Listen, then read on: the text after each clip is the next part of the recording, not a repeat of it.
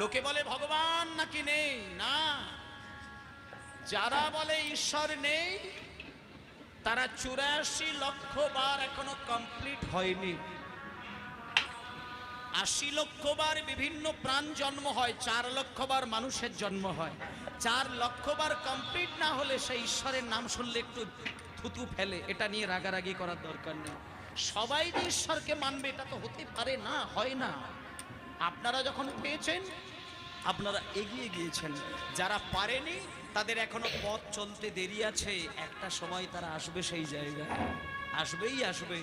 মাগো, এখানে যারা কীর্তন শুনতে বসেছেন এই গ্রামেই দেখবেন, আমি বলে দিচ্ছি, আপনারা হিসাব করে খোঁজ নিয়ে দেখবেন, এই গ্রামে এমন কিছু মানুষ আছে যারা জন্ম নিয়েছে, মরেছে, খেয়েছে, ঘুমিয়েছে, কিন্তু কোনোদিন হরিবাসরে বসে কীর্তন শোনে। এমন একটা হলেও মানুষ বেরোবে, কীর্তন কোনোদিন শোনে না।